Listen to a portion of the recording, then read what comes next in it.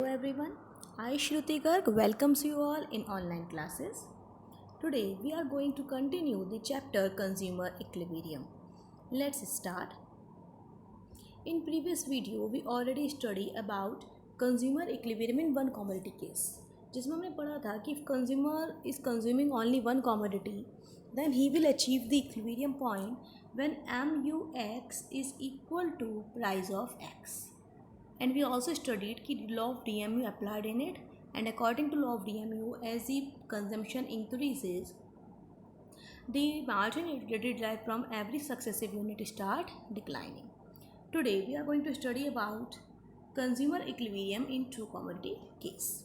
So what they are saying कि normally in our daily life we are not going to consume only one commodity. We are going to consume two or more than two commodities.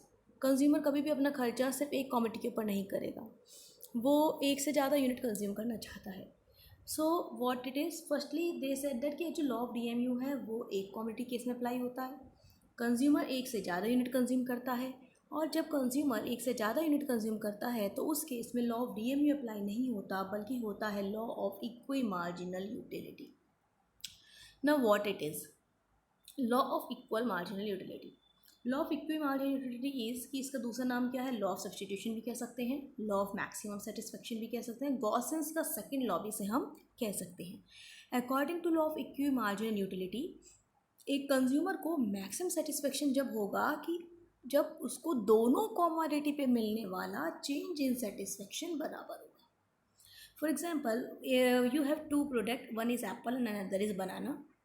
So when you are going to consume a, आप कभी ये नहीं सोचते कि ए पर मिलने वाला change in satisfaction ज़्यादा हो, बी पर कम हो, या बी पर ज़्यादा हो, ए पर कम हो. ऑलवेज वी थिंक दैट कि दोनों पर मिलने वाला सेटिस्फेक्शन बराबर होना चाहिए. सो दे आर सेइंग कि जब आपका कंज्यूमर दोनों कॉमोडिटी पर मिलने वाला चेंज इन सेटिस्फेक्शन बराबर होगा in respect of their prices are equal. और सेकेंड, एम यू फॉल हो रही होगी लगातार, जैसे जैसे कंजम्पशन इंक्रीज होगा एम यू क्या हो रही होगी, गिर रही होगी, चेंज इन सेटिस्फेक्शन गिर रहा होगा. That is called as law of equi marginal utility. So law of equi marginal utility have two necessary condition, जो अभी हमने पीछे पढ़ी, एक बार और समझ लेते हैं. पहला कि जो रेशियो है मार्जिनल यूटिलिटी का प्राइस के रेस्पेक्ट में, वो दोनों ही गुड्स पे बराबर का होना चाहिए. वो कैसे समझ में आएगा? सबसे पहले फॉर एग्जाम्पल हमने गुड एक्स का, गुड एक्स पर मिलने वाला चेंज इन सेटिस्फेक्शन है M U X upon P X is equal to M U M. ये मैक्सिमम सेटिस्फेक्शन का पॉइंट है. ऐसे ही वाई का कौन सा है, M U Y upon P Y is equal to M U M. अगर हम इन दोनों इक्वेशन को कोरिलेट कर दें तो we get the equilibrium point, that is M U X upon P X is equal to M U Y upon P Y is equal to M U M. ठीक. So satisfaction दोनों ही product का change in satisfaction मिल जो दोनों product पर मिलेगा वो बराबर होना चाहिए in respect of their prices. Only then we are going to achieve the consumer equilibrium. और क्योंकि एम यू एम कॉन्स्टेंट रहता है, एम यू एम कॉन्स्टेंट हम मानते हैं कि एम यू एम कॉन्स्टेंट रहता है. क्यों रहता है? क्योंकि नेवर कंज्यूमर वांट्स कि उसका जो सेटिस्फेक्शन होगा पर रुपी के अकॉर्डिंग चेंज होना चाहिए. तो हर रुपी के साथ वो अपना चेंज इन सेटिस्फेक्शन इक्वल चाहता है. That's why M U M हमने क्या रखा है, कॉन्स्टेंट रखा है. सो एम यू अगर आपका कॉन्स्टेंट है तो उस केस में आपका क्या होगा, M X upon P X is equal to M U Y upon P Y, या फिर M U X upon M U Y is equal to P X upon P Y.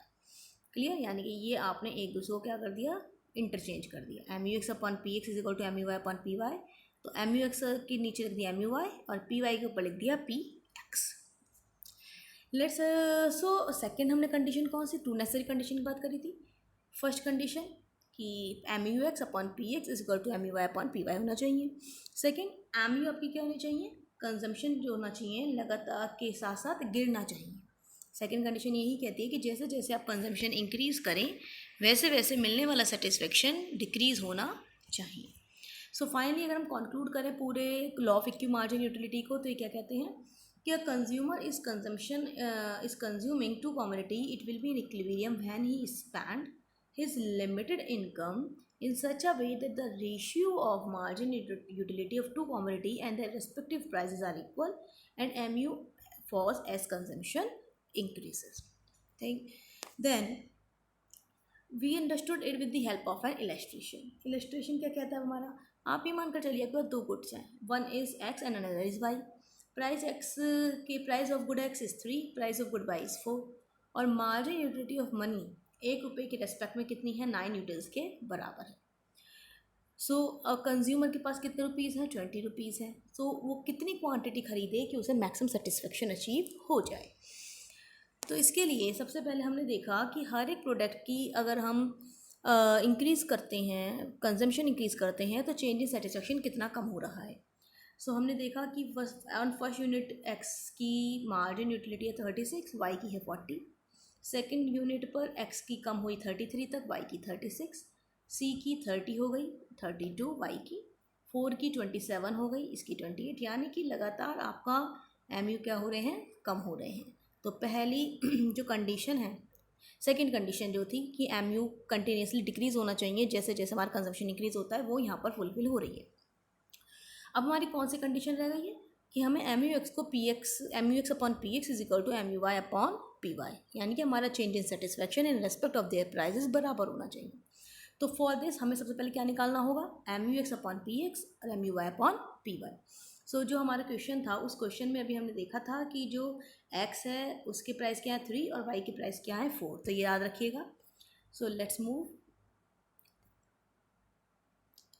सो हमने क्या निकाल ली यहाँ पर, M U X upon P X. M U X upon P X कैसे निकाल ली, एम यू एक्स आपको दे रखी है टेबल के अंदर, उसको प्राइस ऑफ एक्स 3 से डिवाइड कर दिया और इसका डिवाइड कर दिया आपने 4 से। तो आपके ये आपकी क्या निकल कर आ गई, M U X upon P X, और ये निकल कर आ गई M U Y upon P Y. अगर हम इस टेबल को सिर्फ इतना ही देखें तो हमें ये दिखता है कि ऐसे बहुत सारे पॉइंट हैं जहाँ पर M U X upon P X M U Y upon P Y के बराबर है। जैसे पहला तो ये है, यहाँ 10, यहाँ पर 10, यहाँ 9, यहाँ पर 9, यहाँ 8, यहाँ पर 8, यहाँ 7, यहाँ पर 7। अब इतने सारे पॉइंट्स में से हमें कैसे पता लगेगा कौन सा पॉइंट इक्विलिब्रियम का है और कितनी क्वांटिटी में कंज्यूम करनी चाहिए। तो आपने क्वेश्चन में एक चीज़ और पढ़ी थी, that is M U M, और एम यू एम कितना दे रखा था आपको, 9, यानी कि M U X upon P X is equal to M U Y upon P Y is equal to M U M, यानी कि सब किसके बराबर होना चाहिए, 9 के बराबर होना चाहिए। 9 कहाँ कहाँ आ रहा है, 4 unit of X and 2 unit of Y अगर हम कंज्यूम करेंगे तो उस केस में आपको क्या अचीव हो जाएगा, कंज्यूमर इक्विलिब्रियम अचीव हो जाएगा। अगर आपको अभी कन्फ्यूज़न है कि नहीं ऐसा हो सकता है कि किसी और पे भी हो जाए, तो लेट डिस्कस। अगर आपने यहाँ पर करा 9 और यहाँ पर 9, तो आप देख लीजिए आपके पास टोटल कितने रुपीज़ थे, 20। विद दीज 20 रुपीज़ अगर आप 4 यूनिट एक्सी खरीदते हैं तो आपके यहाँ पर रुपीज़ होते हैं 3 के अकॉर्डिंग, 3 रुपीज़ के अकॉर्डिंग 4 3 जा 12, और वाई कॉमोडिटी के प्राइजेज हैं 4, तो 4 इंटू 2 8, और 12 प्लस 8 कितने होते हैं 20, ये इक्वल आ रहा है हमारा। फिर भी अगर हम देखते हैं 8 ले लें तो 8 में ये कितने के हो जाएंगे, ये हो जाएंगे 15 के और ये हो जाएंगे 12 के, यानी कि टोटल कितना आ गया 27, जो कि आपके बजट से ऊपर चला गया, आपके बजट से ऊपर चला गया। अगर हम ये ले लेते हैं 10 और यहाँ पर 10, तो इस केस में यहाँ पर आए 4 रुपीज़ और यहाँ पर आए आपके 9 रुपीज़, तो 9 और 4 कितने हो गए 12, यानी कि अभी आप और सेटिस्फेक्शन अचीव कर सकते हैं विद योर बजट। तो आप अपना कंजम्पशन इंक्रीज़ करेंगे। 12 था, कंजम्पशन इंक्रीज़ कर रहे हैं क्योंकि अभी आपके पास पैसे हैं, and you can consume more, क्योंकि अभी आपको सेटिस्फेक्शन पूरा नहीं मिला। ये क्या चला गया, बजट के बाहर चला गया। 20 रुपये हैं, 27 रुपये का खर्चा हम नहीं कर सकते। So ultimately we get a point of equilibrium, that is 4 unit हम अगर एक्स की खरीदें और 5 की 2 यूनिट खरीदें, हमें इक्वल सेटिस्फेक्शन मिल जाएगा।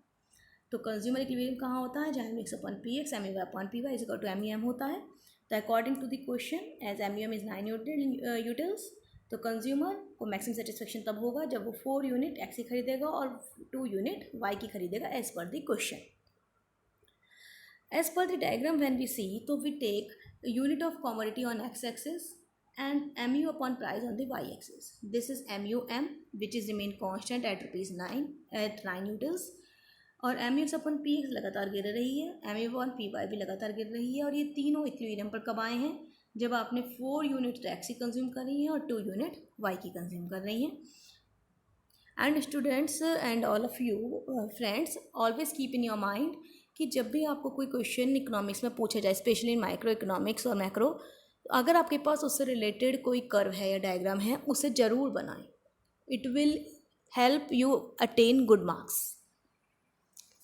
देन अब आपके पास एक और कंडीशन बैठती है, हमने कहा M U X upon P X is not equal to M U Y upon P Y हो जाए तो, यानी कि अगर आपका M U X upon P X M U Y upon P Y से ज़्यादा हो जाए तो इस केस में एक्स पर मिलने वाला सेटिस्फेक्शन ज़्यादा है और वाई पर मिलने वाला सेटिस्फेक्शन कम है। जब आप को एक्स पे सेटिस्फेक्शन ज़्यादा मिल रहा है तो आप एक्स का कंजम्पशन ज़्यादा कर देंगे, और वाई पे सेटिस्फेक्शन कम मिल रहा है तो वाई का कंजम्पशन क्या हो जाएगा, कम हो जाएगा। जब इसका कंजम्पशन ज़्यादा होगा तो इसका एम यू गिरने लगेगा, और जब इसका कंजम्पशन कम हो जाएगा तो इसका सेटिस्फेक्शन इंक्रीज़ होने लगेगा, और ये जब तक चलेगा जब तक ये दोनों बराबर नहीं हो जाते। और बिल्कुल इसकी रिवर्स कंडीशन ये वाली है कि अगर ये ज़्यादा हो जाए और ये कम हो तो इसका कंजम्पशन इंक्रीज़ करेंगे, एम यू गिरने लगेगा, इसका कंजम्पशन कम कर देंगे, एम यू बढ़ने लगेगा। Ultimately, you got the point mux upon px is equal to my upon py to attain the consumer equilibrium. So, thank you for watching the video. If you like my video, then please subscribe my channel and click on like icon. Thank you.